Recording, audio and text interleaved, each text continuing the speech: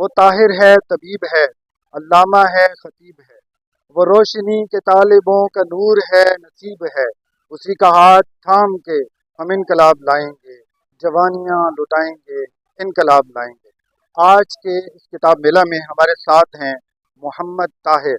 آئیے آج کے اس کتاب میلہ کے حوالے سے اور خاص طور پہ ہم ان سے جو منیر احمد منیر ایک انقلابی شاعر ہیں ان کے حوالے سے بات کرتے ہیں۔ جی بہت شکریہ لیاقت منیر صاحب، آپ نے بہت بڑے بندے کا نام دیا ہے۔ جناب منیر احمد منیر صاحب سن 88 میں ان کے قدموں میں بیٹھتا رہا ہوں۔ وہ بہت اچھے شاعر تھے، بہت اچھے خیالات کے مالک تھے۔ اللہ ان کو جوار رحمت میں جگہ عطا فرمائے، وہ اس وقت دنیا میں نہیں۔ بہت عظیم آدمی تھے اور اکثر ہمیں بلاتے، ہم اس وقت کچے کچے جوان تھے، ہمیں بلاتے، ہمیں اپنی شاعری سناتے، ہمیں بہت کام کی باتیں بتاتے۔ منیر احمد منیر صاحب، آپ یقین کریں، میں تو سمجھتا ہوں ان کو کوئی پڑھنے والا بندہ ہو تو وہ خالی پاکستان تک نہیں، وہ دنیا کا سرمایہ تھے۔ آج کتاب میلے کے حوالے سے میں آپ کو بتاؤں کہ آج جو کتاب میلہ ہے یہ گورنمنٹ ڈگری کالج اٹک میں منعقد ہے۔ پرنسپل صاحب جناب نصرت بخاری صاحب، دیگر ان کی انتظامیہ، ان کے پروفیسر، ان کے باقی ملازمین نے بہت محنت کی ہے اس کتاب میلے کو سجانے کے لیے۔ دیکھیے ڈگری کالج میں ہر روز بچے کتاب ہی لے کے آتے ہیں، ان کے ہاتھوں میں کتاب ہی ہوتی ہے، لیکن کتاب میلہ پھر علیحدہ منعقد کیوں کیا گیا؟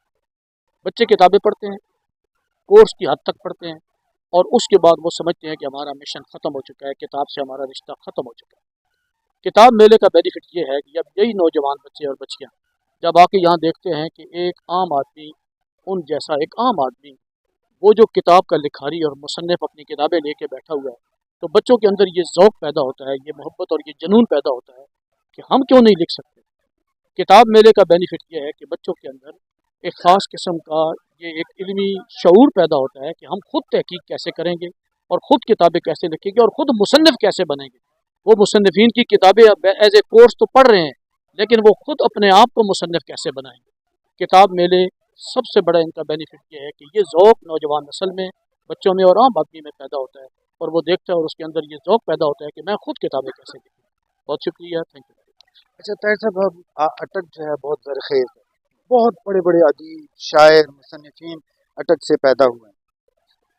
اٹک میں اس وقت بہت سارے مصنفین ہیں جنہوں نے اپنی کتابیں لکھی ہیں۔ طاہر عزیز صاحب ہیں، ڈاکٹر شجاع اختر اعوان صاحب ہیں، نصرت بخاری صاحب ہیں، ان کے حوالے سے آپ کیا کہیں؟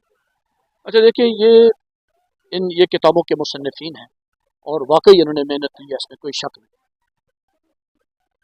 اس کے علاوہ ایسے ایسے مصنفین بیٹھے ہوئے ہیں کہ آپ یقین کریں ہم تصور بھی نہیں کر سکتے ان کا کتنا کام ہے، دنیا میں ان کے شاگرد موجود ہیں۔ کتابوں کا مسئلہ سب سے بڑا یہ بن گیا ہے کہ کتابیں چھپوانا اس وقت ایک انتہائی مشکل اور مہنگا ترین کام ہے، اور آگے پھر ان کی سیل کوئی نہیں۔ پھر آگے جو لوگ ہیں وہ تحفے کو، ہماری ایک طبیعت ہے کہ ہم تحفے کو زیادہ پسند کرتے ہیں اور خریدتے نہیں۔ یہ ایک میں حقیقت پسندی پر بات کر رہا ہوں اور میں حقیقت بتا رہا ہوں آپ کو۔ اس طرح اگر آپ دیکھیں تو اٹک میں ایسے ٹاپ کے مصنفین گزرے ہیں جن کے فردن نام لیں تو بہت ٹائم لگے گا۔